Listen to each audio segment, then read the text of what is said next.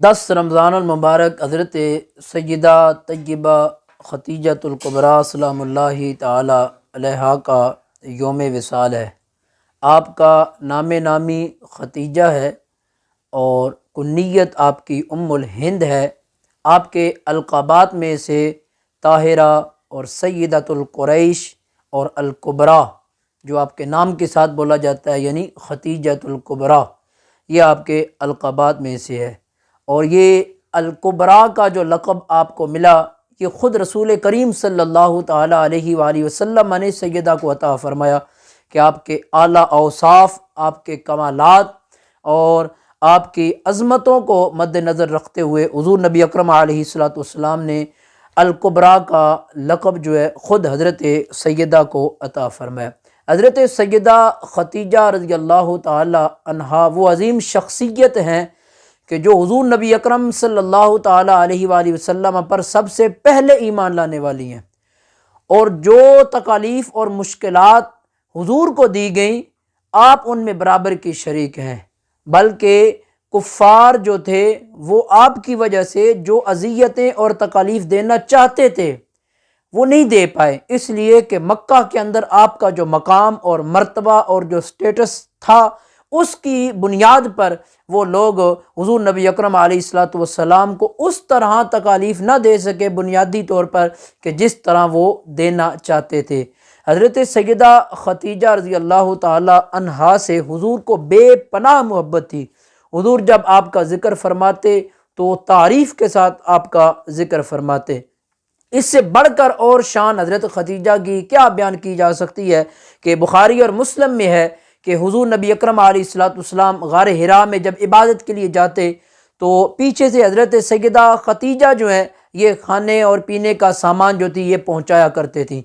ایک دفعہ ایسا ہوا کہ حضور عبادت کے اندر مصروف تھے، تو اس دوران حضرت سیدنا جبریل علیہ السلام حضور علیہ السلام کی خدمت میں حاضر ہوئے، اور ادھر سے حضرت سیدہ گھر سے کھانا لے کر حضور علیہ السلام کی طرف آ رہی تھی۔ ایک روایت کے اندر کھانے کے الفاظ ہیں، ایک کے اندر پانی کے بھی الفاظ ہیں،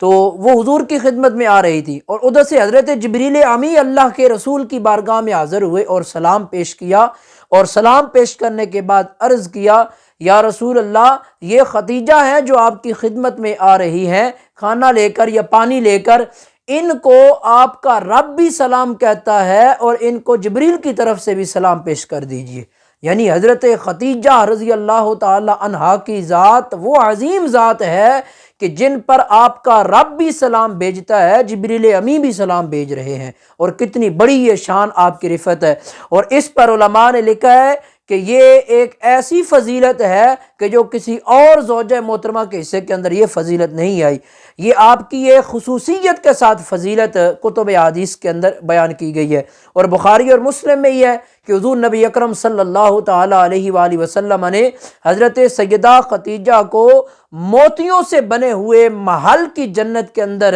بشارت عطا فرمائی ہے کہ اے ختیجہ، تمہارے لیے تمہارے رب نے جنت کے اندر موتیوں کا محل بنایا، اور محل بھی کیسا؟ ایسا محل کہ جس کے اندر کوئی شور شرابہ نہیں ہوگا، وہ ایک پرسکون محل ہوگا۔ فرمایا میرے رب نے اس محل کا تجھ سے وعدہ فرمایا ہے۔ اور حضور پھر کس قدر